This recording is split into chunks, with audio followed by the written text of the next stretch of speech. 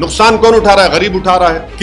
किसका मदरसा जला, किसकी मस्जिद पे हमला हुआ, किसकी दुकान जली, कौन जेल को जा रहा है? नीतीश कुमार जो है कोई तकलीफ ही नहीं हो रही उनको। ये मुख्यमंत्री है और आप जबान से इसको कंडेम नहीं करते, कंपनसेशन अनाउंस नहीं करते, जाकर विजिट नहीं करते वहां पर। इदरीस पाशा को रामनगर डिस्ट्रिक्ट से किडनैप करके रैंसम पूछा गया 20 लाख रुपए और नहीं देने की बुनियाद पर उसको आप मोबिलाइज कर दिए। क्यों नहीं अभी तक आपने उन पुलिस वालों के खिलाफ एक्शन लिया जिनकी मौजूदगी में वायलेंस हुआ?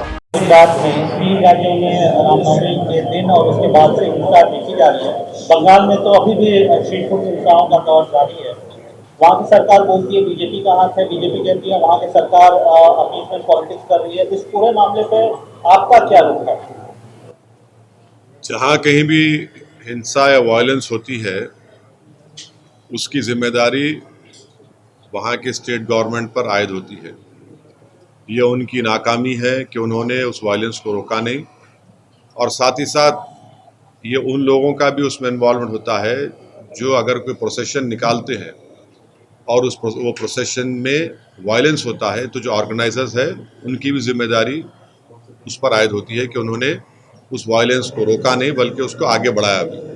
ये दो चीज़ें फैक्ट है, इसको कोई डिनाई नहीं कर सकता है।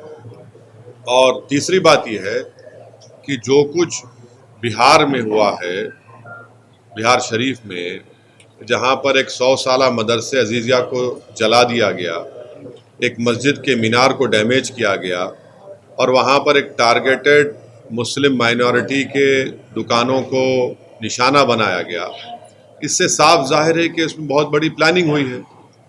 और बिहार की नीतीश कुमार और तेजस्वी की सरकार को ये मालूम था कि नालंदा एक सेंसिटिव डिस्ट्रिक्ट है, नीतीश कुमार मुख्यमंत्री का होम डिस्ट्रिक्ट है, उसके बावजूद भी आप सासाराम में भी गड़बड़ हुई। तो ये सरासर बिहार में जो कुछ हुआ ये सरकार के ऊपर जिम्मेदारी आयद होती है कि उन्होंने वायलेंस को रोका नहीं, और उनको मालूम था, उनके पास रिपोर्ट्स, इंटेलिजेंस रिपोर्ट्स थे कि यहाँ पर वायलेंस हो सकता है। 2016 में भी इस तरह का एक वायलेंस नालंदा में हुआ था, और अफसोस की बात यह है कि वहाँ पर एक मदरसे अजीज़िया को पूरा जला दिया गया। 100 साल का मदरसा, 4000 किताबें, उसमें कुरान करीम भी है, मैन्युस्क्रिप्ट से रेयर मैन्युस्क्रिप्ट्स, उसको जला दिया गया है। और आपके वहाँ हुकूमत की नाकामी, और आप देखिए कि नीतीश कुमार जो है उन पे कोई रिमोर्स ही नहीं है, उनको कोई तकलीफ ही नहीं हो रही उनको। कल इफ्तार की पार्टी में चले गए, टोपी सर पर पहन लिए, शॉल पहन लिए, अरे कुछ तो हमदर्दी दिखाते, गम दिखाते। और वो आरजेडी का जो नेता है वो कहता है कि ट्वीट कर दिया। अरे भाई जबान से बोलो ना, कंडेम करो। तो ये पूरी खुली साजिश है कि बीजेपी इस तरह से ये जो राइट हुआ है बिहार में, उसके जरिए से वो अपना कंसोलिडेशन करना चाहते हैं, और नीतीश कुमार और तेजस्वी यादव ये चाहते हैं कि मुसलमानों को बिहार के हमेशा उनके दिलों में खौफ पैदा कर दिया जाए। तो सुनिए, ट्वीट से काम नहीं होगा। आप सत्ता में हैं, आप मंत्री हैं, आप पावर शेयर कर रहे हैं, क्यों नहीं अभी तक आप और आपके चचा जाकर उस जगह का इंस्पेक्शन करते, उस मदरसे अजीज़िया का, उस मस्जिद को जुटाने की कोशिश की गई थी? क्यों नहीं आपकी सरकार ने अब तक कंपनसेशन का ऐलान किया? क्यों नहीं अभी तक आपने उन पुलिस वालों के खिलाफ एक्शन लिया जिनकी मौजूदगी में वायलेंस हुआ?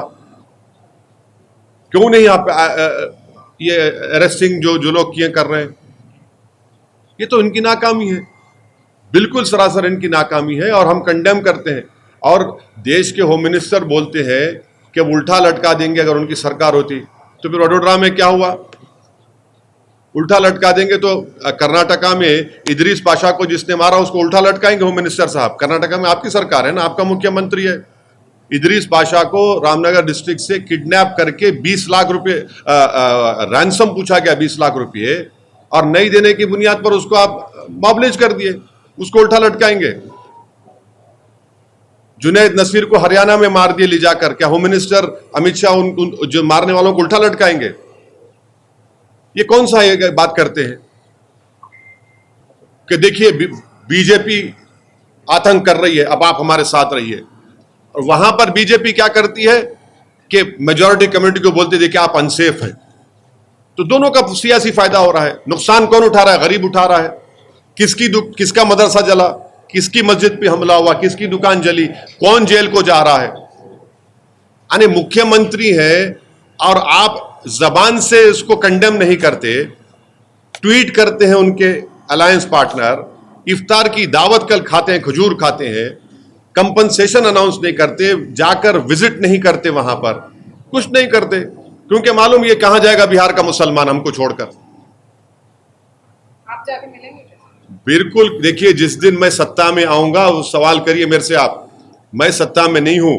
सत्ता में जो लोग हैं उन्होंने संविधान पर कसम खाई है और देश के होम मिनिस्टर बोलते हैं कि उल्टा लटका देंगे, उनकी सरकार आएगी। अरे उल्टा लटकाइए ना बिल्किस बानो के कातिलों को, रेप करने वालों को उल्टा लटकाइए। इदरीस पाशा के जो मॉब लिंचिंग हुआ रामनगर डिस्ट्रिक्ट कर्नाटका में, किडनैप करके मार दिया गया उसको।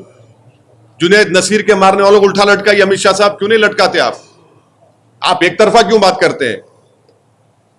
आप तो भारत के होम मिनिस्टर है ना। जब आप उल्टा लटकाने की बात कर रहे हैं तो ठीक है, संविधान में उल्टा लटक जाएगा जब, बस सबको लटकाइए उल्टा आप।